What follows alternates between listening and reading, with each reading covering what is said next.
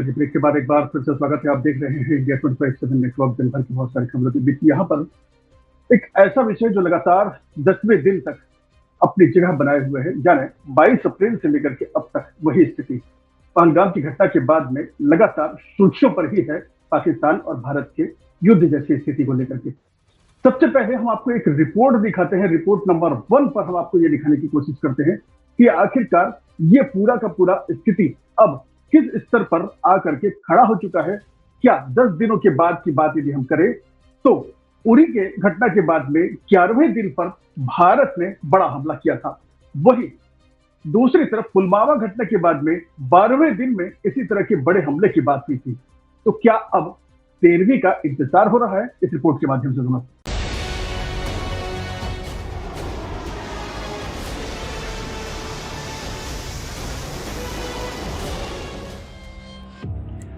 उड़ी के बाद 11 दिन में हमला, पुलवामा के बाद 12 दिन में हमला। पहलगाम के लिए क्या 13वीं की तैयारी है? 22 अप्रैल की देर शाम हुए इस पहलगाम की घटना की तस्वीर जिसने भी देखी और जब देखी उसका खून खौल उठ रहा है। पहलगाम घटना में बेगुनाहों की मौत का बदला कब लिया जाएगा, कैसे लिया जाएगा, यही पूरी दुनिया के जहन में एक बड़ा सवाल खड़ा है। इस वक्त जिस तरह टाइम गुजर रहा है तो इसके खतरात जो हैं वो बढ़ रहे हैं, कम नहीं हो रहे।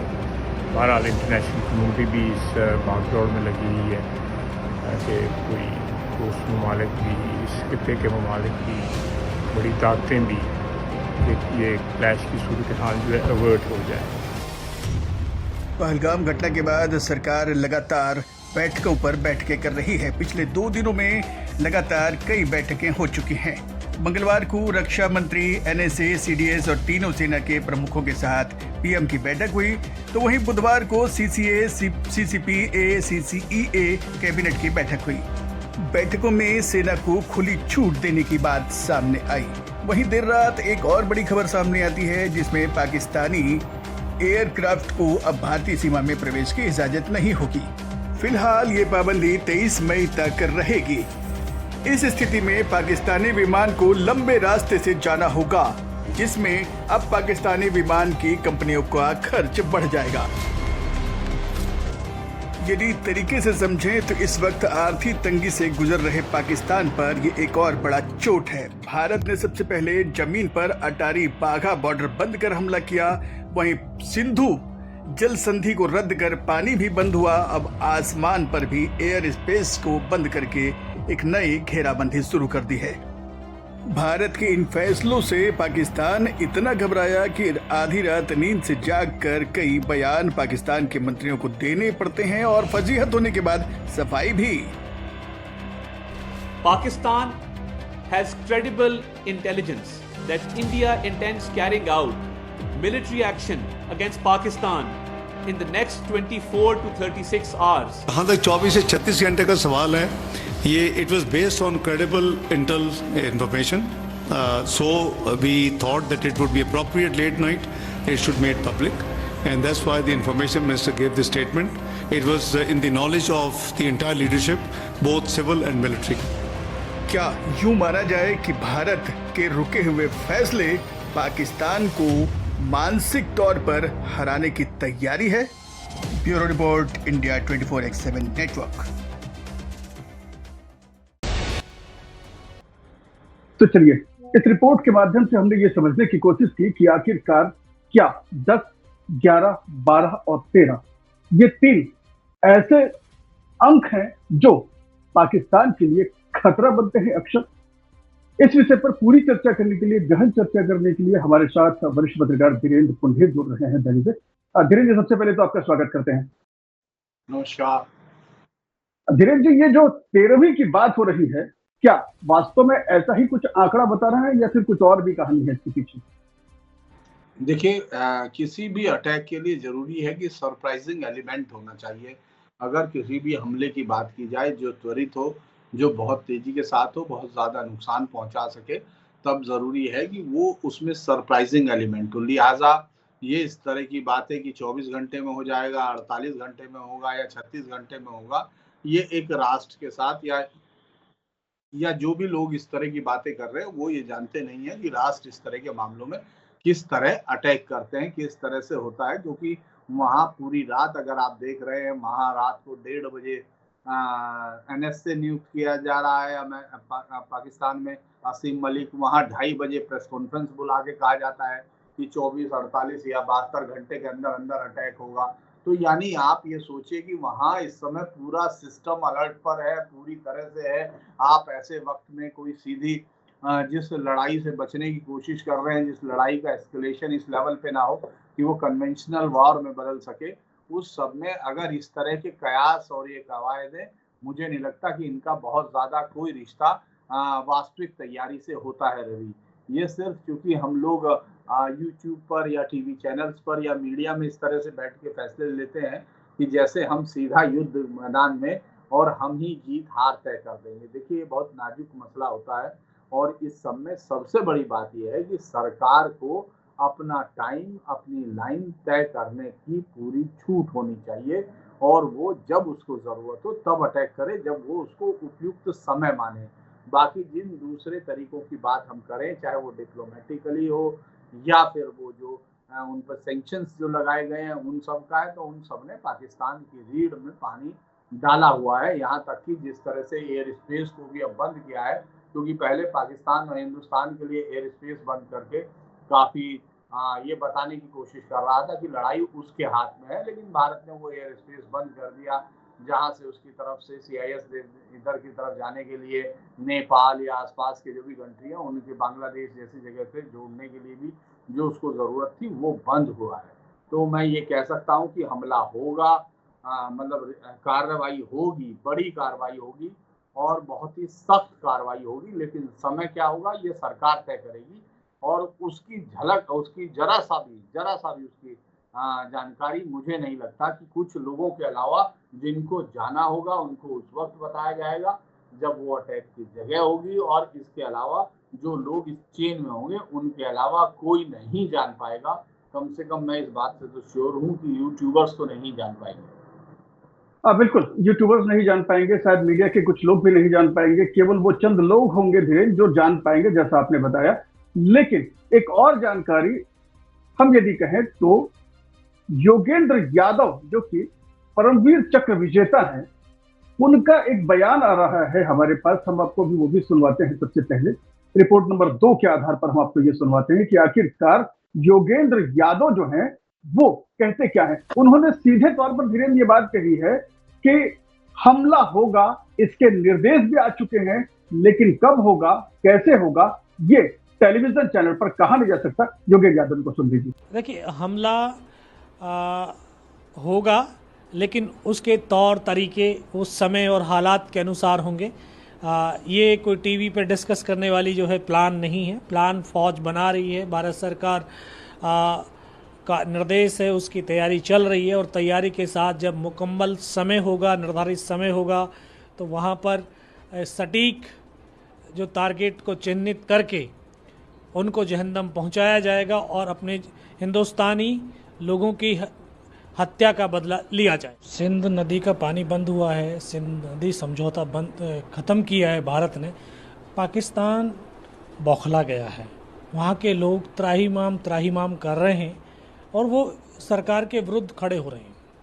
तो ये भारत की जो कूटनीति थी ये सफल हो रही है कहीं ना कहीं, और पाकिस्तान को चारों तरफ से घेरा जा रहा है। और पाकिस्तान की इस तरह की जो बेहुदा हरकत वो कर रहा है, निर्दोष लोगों को नाम पूछ कर के गोली मारने की जो इन्होंने एक योजना बनाई टेररिस्टों के द्वारा, तो ये इसमें अपने जाल में खुद घिर गया है और इसको भी पता है कि गलती हमने की है, इसलिए ये बौखला गए हैं। वो सीज़ फायर का उल्लंघन तो लगातार कर रहे हैं क्योंकि उनको ये खतरा है कि भारतीय सेना आपके ऊपर अटैक करेगी, और ये तो निश्चित है हमला तो करना है। और उन काफिरों का, उन टेररिस्टों का, उनको तो जहन्नम पहुंचाने का जो है निर्णय भारत सरकार ने ले लिया है और फौज ने भी ले लिया है, उनको तो जहन्नुम पहुंचाना ही है। तो वो अपने बचाव के लिए, अपनी चौकसी बढ़ाने के लिए तो वो लगातार इस तरह से फायर कर रहे हैं ताकि वो एग्रेसिव बने रहें। ये जो भारत की जो कूटनीति है ये कहीं ना कहीं काम आ रही है ना। खैर मुकदल हुआ या उसके बलूचिस्तान की तरफ से लोग पाकिस्तानी फ़ौज के बरखिलाफ वो हमला कर रहे हैं, उनके साथ भिड़ रहे हैं। इधर ये सिंध प्रांत वाले सिंध नदी का पानी नहीं मिल रहा, पानी के लिए तरस रहे हैं। तो ये पूरा के पूरा जो एक घटनाक्रम चल रहा है, इसमें पूरा पाकिस्तान घिरता हुआ नज़र आ रहा है। पाकिस्तान की गवर्नमेंट नज़र आ रही है घिरती हुई, और पाकिस्तान की फ़ौज जो ये आतंकवाद को पालती है वो भी कहीं ना कहीं घिर गई है। और इसीलिए मैंने कई जगह खबर पढ़ी है कि जो है पाकिस्तानी आर्मी चीफ का इस्तीफ़ा तक मांगा जा रहा है कि जो है इसको यहाँ से हटा दिया जाए और इसको मुल्क का गद्दार कहने के लिए जो लोग उठ रहे हैं। बिल्कुल प्रतिबंध तो लगाएंगे भारत, जैसे चाइना के ऊपर प्रतिबंध लगाया था वैसे ही इनके ऊपर भी जो है इनकी बहुत सारी एप्लीकेशंस और जो अकाउंट्स हैं उनको तो ब्लॉक करना बहुत ज़रूरी है, ताकि उनकी इकोनॉमी के ऊपर भी प्रहार हो, और उनको हर तरह से प्रहार करने का भारत कोशिश कर रहा है और कामयाब भी हो रहा है। देखिए हमला तो देखिए आखिरकार योगेंद्र यादव जो कि परमवीर चक्र विजेता है, उनका भी ये मानना है, धीरे ये सवाल अब आपके लिए होगा कि उनका भी यही मानना है कि हमले के लिए निर्देश तो भारत सरकार ने दे दिए हैं, पूरी छूट दे दी है सेनाओं को, लेकिन टेलीविजन चैनल पर ना तो मैं ना धीरेन्द्र इसकी तिथि घोषित कर सकते हैं। क्या वजह हो सकती है धीरेन्द्र? देखिए ये तो एक बहुत सामान्य सी बात है कि कोई राष्ट्र ये बता देगा कि मैं फला तारीख को हमला करने जा रहा हूँ, ताकि वो उसकी तरफ से फुल रिटेलिएशन का इंतजाम करे, यानी अपने लिए खुद ही आत्मघाती इस्तेमाल कर ले कि साहब मैं खुद जाके दीवार में सर मार लूं। क्योंकि जो भी राष्ट्र ऐसा करेगा सामने से रिटेलिएशन होगा, क्योंकि मैंने बताया वॉर की सबसे बड़ी बात ही हमेशा सरप्राइजिंग एलिमेंट होता है। तो आप उसको पहले से ही बता देना चाहते हैं, आप प्रेस कॉन्फ्रेंस करके हमला करना चाहते हैं, तो ये मुझे तो नहीं लगता कि दुनिया में किसी भी आदमी ने इस तरह की कोई बात कभी कही होगी या सुनी होगी कि साहब वो हमला करने जा रहा है कोई और दिन में। क्योंकि अगर सेकेंड वर्ल्ड वॉर है 1 सितंबर 1939, तो भी वो तब है जब अचानक पोलैंड पे अटैक करता है, जब सेना घुसती है तब वो करता है। अमेरिका पर्ल हार्बर पे जापान के अटैक के बाद आता है। यानी दुनिया में अटैक का मतलब सरप्राइज होता है। अगर कोई सीधे तौर पर लड़ाइयाँ सेना घुस गई, इस तरह का कन्वेंशनल वॉर यहाँ नहीं है, ना इस तरह का। और अचानक वार जो है वो उस राष्ट्र के जो जीतना या जो जीतने चाहते हैं उनके मुताबिक होता है। इंडिया कोई इस तरह की चीज नहीं करेगा कि जिसमें अपने लिए, क्योंकि पिछली बार के उसमें भी हमने देखा था हमारे एक प्लेन को लूज करना पड़ा था, जबकि वो बहुत ही सरप्राइजिंग एक्ट था। तो लिहाजा ये सब चीजें बहुत ही ज्यादा सीक्रेसी, यानी जिसके लिए वर्ड बना है कॉन्फिडेंशियल, वो ये होता है। जी बिल्कुल। धीरेन्द्र मुझे एक चीज और बताइए कि मान लेते हैं कि हम इस पूरे युद्ध में एक तरफ औरंगजेब है और दूसरी तरफ पृथ्वीराज है, तो फिर जयचंद कौन हो सकता है?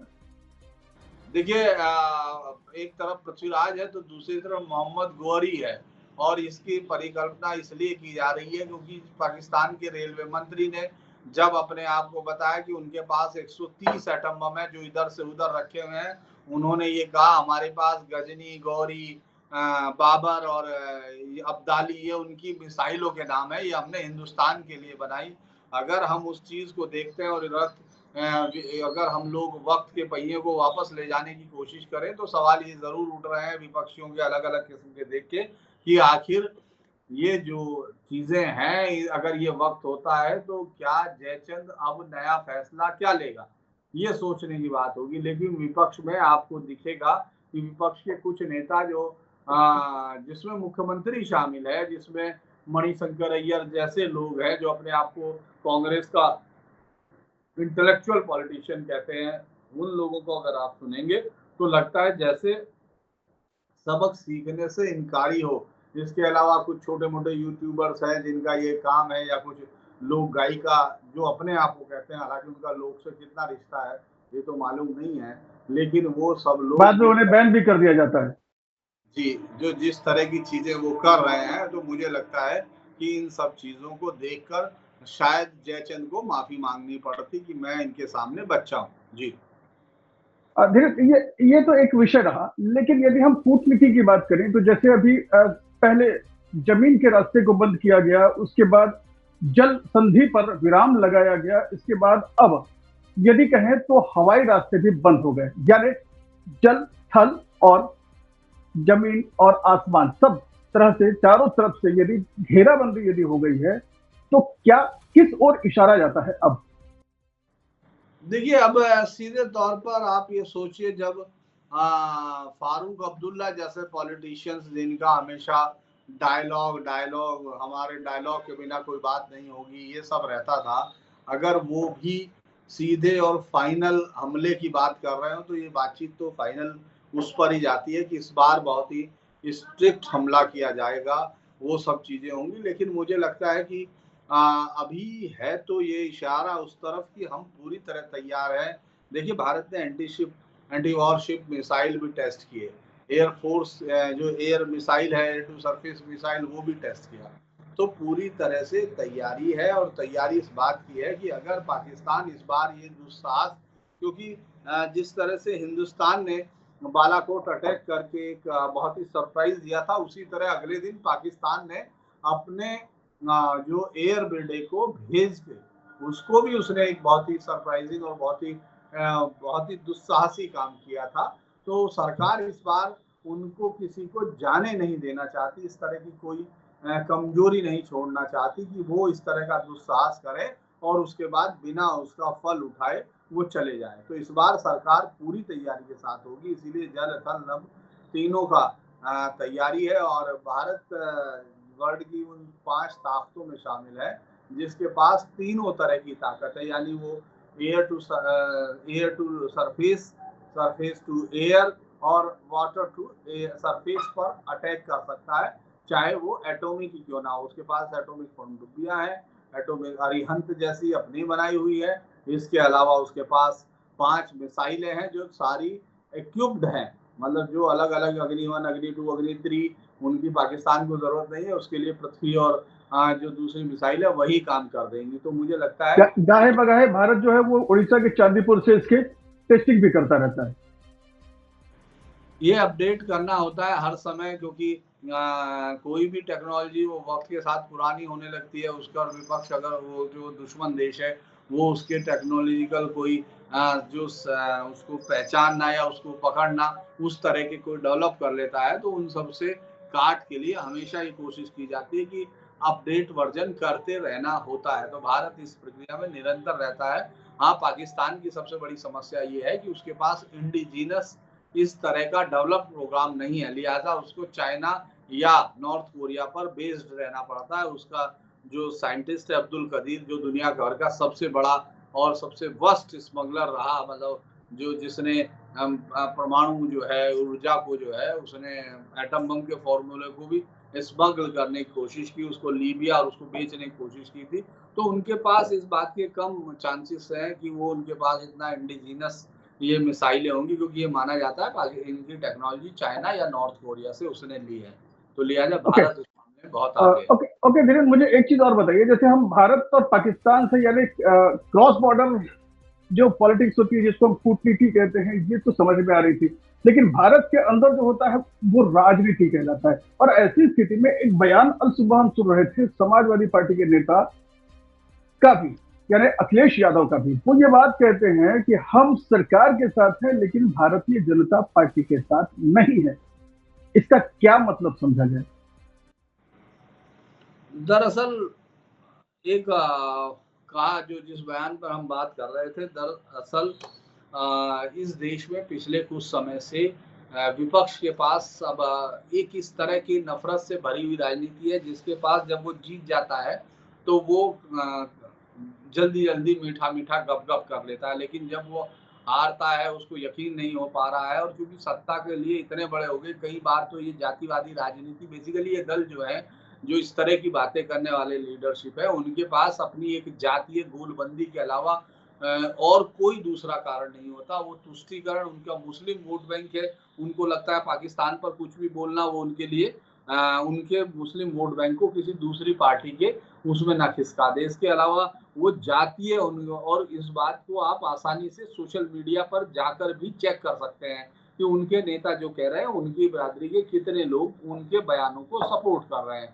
तो ये बेसिकली एक बहुत ही ज़्यादा मैं ये कहूँगा कि दुर्भाग्यपूर्ण बयान है, जिसको कोई समझ नहीं सकता कि भाई आप सरकार के साथ है लेकिन जनता साथ नहीं है, तो क्या पाकिस्तान की जनता साथ है?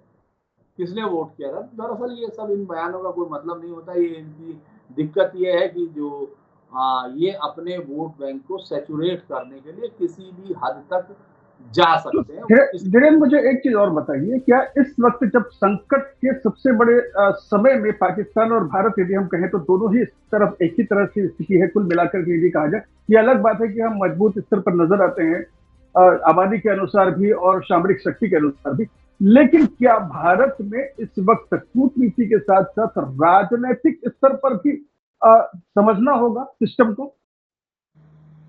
देखिए, आपको बहुत सारी चीजें, चूंकि पिछले कुछ समय से इस देश में राजनीतिक दिशाएं इस तरफ चली गई जो नफरत में आगे बढ़ जाती है। जैसे हमने एक सवाल किया था कि क्या जयचंद अपने फैसले को सोचता, ये इतिहास के लिए बड़ा इंटरेस्टिंग है, लेकिन जो अभी का इतिहास है वो लगता है कि शायद सबक हासिल नहीं किए जाते। इतिहास सबक देता है लेकिन यहाँ हर बार उस सबक को याद करने में फेल होते हैं। ये सत्ता के लिए लड़ाई लड़ने के लिए, वो अपने वोट बैंक को सैचुरेट करने के लिए इस लेवल पर जाकर बयानबाजी कर रहे हैं, तो वो राजनीतिक तौर पर एक कैसे होंगे? वरना तो जब उनको सभा में संबोधित करना था संयुक्त राष्ट्र महासभा में, तो अटल बिहारी वाजपेयी को भेजा गया था उस समय, और इसके अलावा 71 में उनकी प्रशंसा की अटल बिहारी वाजपेयी ने, पूरी पार्टी ने उनके साथ खड़े होकर कहा, जनसंघ उनके साथ खड़ी थी कांग्रेस के साथ। उसी तरह से 65 और जो उसका वॉर था उसमें भी सब लोग एक साथ थे। लेकिन अब हालिया तरीके से ये जातीय गोलबंदियों की राजनीति और तुष्टीकरण की राजनीति ने धीरेन्द्र, मुझे एक और बड़ा सवाल जहन में आ रहा है जो आम आदमी भी इस बात को समझना चाहता है कि क्या इस बार का जो निर्णय होगा सरकार का, क्या वो एक लंबे अंतराल के बाद सरकार के द्वारा लिया गया इस तरह का निर्णय होगा? एक बार सवाल दोहराएंगे आप रवि? मैंने ये पूछा धीरेन्द्र आपसे, जो कि आम लोगों के भी जहन में यही सवाल है कि ये इस बार पाकिस्तान या फिर क्रॉस बॉर्डर टेररिज्म या फिर क्रॉस बॉर्डर जो भी विवाद हैं उसके लिए सरकार जो निर्णय ले रही है इस बार, क्या वो एक लंबे समय के बाद सरकार के द्वारा, किसी सरकार के द्वारा लिया गया निर्णय साबित होगा? देखिए, पिछली बार बालाकोट स्ट्राइक के बाद हम लोगों को 6 साल की एक लंबी शांति मिली, जो ऐसा नहीं था कि जिसमें अटैक नहीं हुए, क्योंकि सुरक्षा बलों पे लगातार अटैक करते रहे, लेकिन फिर भी कोई बड़ा अटैक नहीं हुआ और 6 साल की शांति आपने खरीदी। सरकार अब इस बात से आजी जा चुकी है और खासतौर से पूरा देश आजी जा चुका है। सरकार बेसिकली कुछ होती नहीं है, वो लोगों की भावनाओं का ही प्रकटीकरण करती है। अगर हम कहें तो इस समय वो लोग इतना ज्यादा आजी जा चुके हैं कि वो इस बार फुल एंड फाइनल बातचीत करना चाहते हैं। वो कहते हैं कि पाकिस्तान को अगर टुकड़े कर दिए जाए तो ज्यादा बेहतर है, ताकि कम से कम वहां से आने वाले आतंकियों को पहले आपस में ही लड़ना पड़े। ये बात ज्यादा जरूरी है। इसके अलावा आप देखेंगे सरकार पर कार्रवाई करने का प्रेशर है और कार्रवाई भी निर्णायक करने का प्रेशर है, और इसीलिए मैं ये कहूँगा इतने लंबे समय बाद कोई डॉक्ट्रिन में इतना बदलाव लाया गया है कि सेना को ये छूट दे दी गई कि आप जब चाहे जहाँ चाहे अटैक कर सकते हैं। तो ये एक बहुत बड़ा चेंज है। मुझे लगता है वो इसीलिए है क्योंकि जनता ये चाहती है फुल एंड फाइनल हिसाब हो इस बार। अच्छा, यदि हम इस पूरे मसले को यदि समझें तो क्या ये जो निर्णय होगा सरकार का, क्या ये, यदि ऐसा कोई यदि सोचता हो, कोई एक धड़ा में यदि ये सोचता हो, तो इसका फायदा सीधे तौर पर भारतीय जनता पार्टी को मिलेगा? देखिए, मुझे लगता है इस तरह के सवाल से वो ज्यादा वो होगा नहीं, क्योंकि फायदा तो मिलता ही है। पार्टियां होती हैं, इंदिरा गांधी जीती थी 72 में बड़ी शानदार बहुमत के साथ आई थी, लेकिन 3 ही साल बाद इतनी अलोकप्रिय हो गई थी कि उनको इस देश में आपातकाल लगाना पड़ा था। नेहरू 62 के बाद हारे, फिर भी वो जो है 64 तक प्रधानमंत्री रहे। तो इसीलिए बहुत सारी चीजें होती हैं, उनको राजनीतिक हिसाब से उस वक्त की परिस्थिति पर देखना होता है, क्योंकि अगर ये हमले में हिंदुस्तान को बहुत कुछ हासिल हुआ तो यकीनन मोदी नायक होंगे। और कुछ भी इधर से उधर, क्योंकि ये सब कुछ स्क्रिप्टेड तो है नहीं। एक राष्ट्र है जो एटॉमिक पावर है, वो उसके साथ है, वॉर किस तरफ जाती है, कन्वेंशनल जंग तक जा सकती है। और फिर पाकिस्तान के जो राजनेता है वो आजकल अल्लाह से ज्यादा एटम बम पुकार रहे हैं, तो वो तो यही सोचते हैं कि इससे डरेंगे, लेकिन मुझे नहीं लगता कि वहां तक जाएंगे। लेकिन फिर भी कुछ भी हो सकता है वाली स्थिति होती है वॉर में, इसीलिए प्रेडिक्शन करना बहुत आसान नहीं होता है। ओके, धीरेन्द्र, ये मेरा अंतिम सवाल है आपसे कि क्या ऐसी स्थिति में जब सरकार ने पूरी तरह से सेना को छूट दे दी है, पाकिस्तान सेना के ही बल पर चलता है, ऐसी स्थिति में सेना के पास क्या पूरी ताकत दी जाती है भारत सरकार के द्वारा, या फिर उसके ऊपर भी कोई कमांडिंग जैसी कोई चीज होती है, जो इस बार शायद एक टीम बनाई गई जिसके मुखिया के तौर पर 5-6 लोगों को रखा गया, फिर वो टीम शायद इस पूरे सिस्टम को समझेगी, उनके दिशा निर्देश पर काम होगा?